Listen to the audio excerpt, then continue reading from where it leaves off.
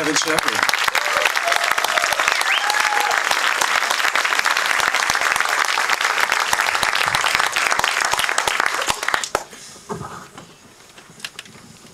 So, I think they liked it.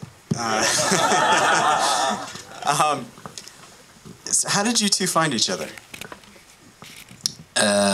Well, first of all, first things first, we're also selling DVDs out there for those of you who are interested. And to the question, it took a long time. I first had the idea to make a film about an American in Iran, and then I spent a whole year finding the actual character. Who would that player be?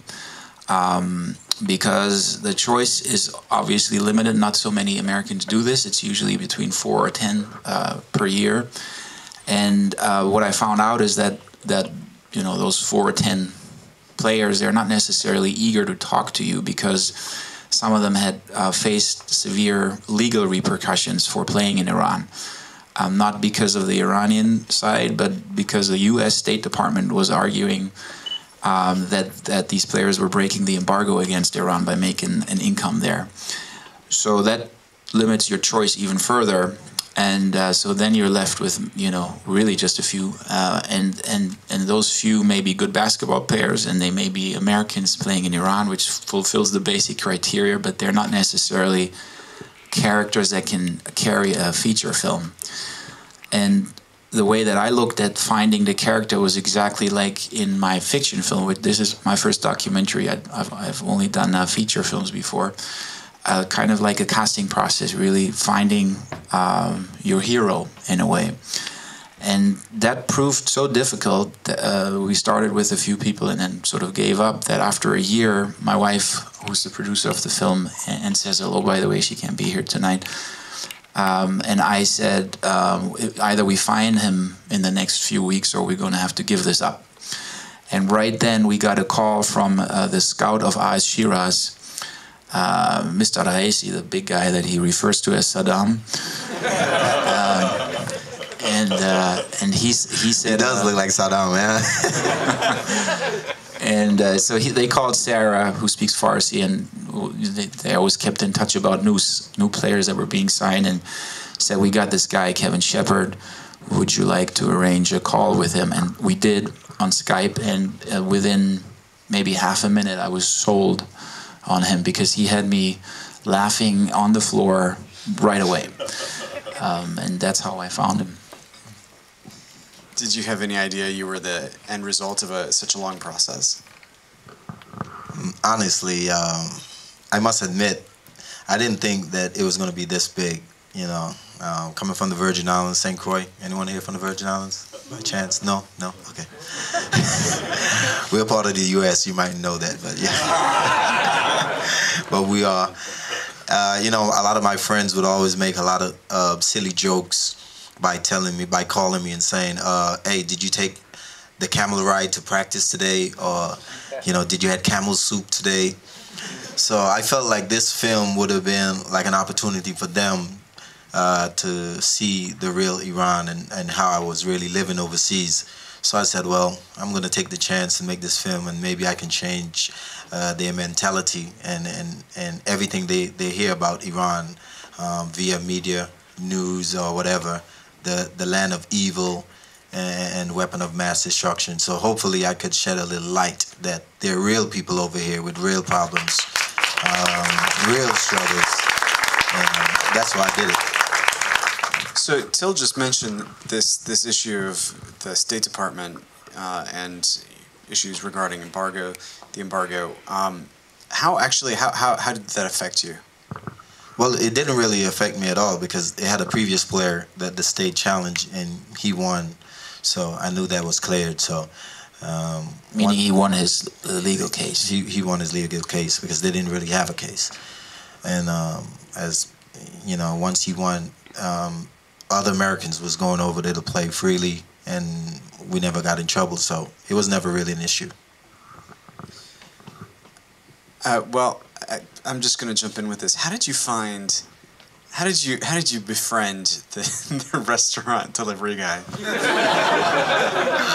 My boy. You guys like to dance? He does that every day. Really, because I don't speak no Farsi, to have a conversation with him, and he can't speak no English. So, I always trying to find a way to make it fun with the locals. I never try to disrespect anyone for their culture, and I always try to impose my culture on you also, so that we can have a cultural mix and have a fun time. And one of the way I can do that is through humor and laughter. And so one of the way I found out how to communicate with him was just to sing and dance.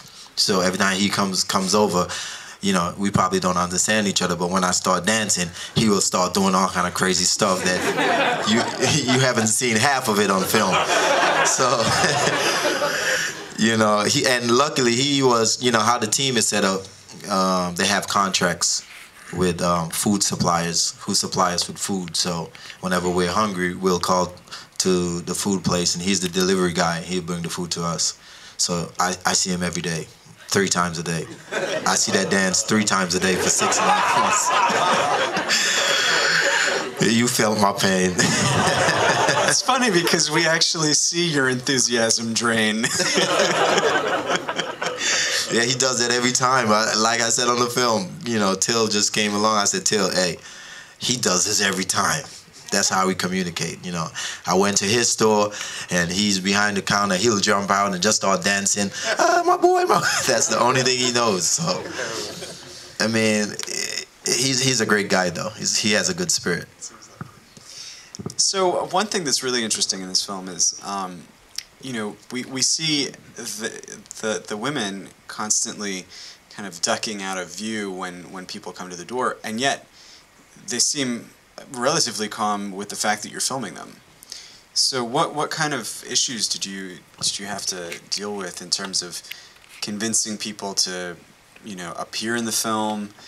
Did you have to make any kind of guarantee as to where it would be shown? I mean, how did that work for you? Well, I tried not to convince anybody to appear in the film except maybe this guy. But everybody in Iran, I was very straight up, and I said, look, if you guys don't want to be in the film, I totally understand, because I know what the potential repercussions could be.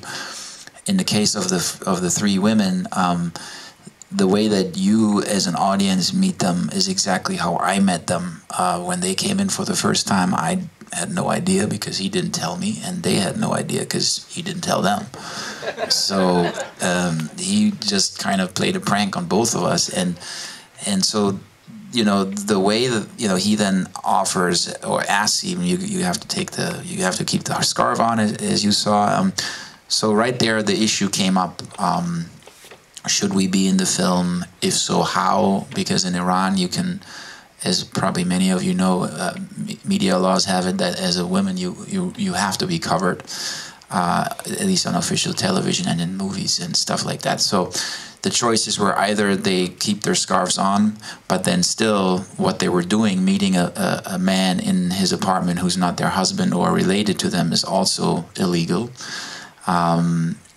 So I told them, you can either leave, or we can blur you out, or you keep the scarf on. And they made the decision to stay. I knew, of course, that wasn't the end of the word, or the last word of it, because I right away I figured out these women are potentially great characters, and I'm probably going to keep following them. So as they were getting to know me over the weeks and months, we started talking more and more about the film, about the purpose of it, and they gained trust. But even then, I knew that wasn't the end of the story, because they really have to see the film at the end to gauge what it means for them to release it. And so, to your question, I never tried to convince them. Particularly when the film was finished, I said, look, if you want anything changed, we'll change it. That would have been very painful, of course. And to my great surprise and relief and astonishment, they saw the film and approved that message. And one of them actually said, look, I can probably not go back to Iran now, or maybe there will be issues, but I'm really proud of it, and I want you to release it like this. And I can only tip my hat to them. But I'm also optimistic that people who see this film, regardless of whether they're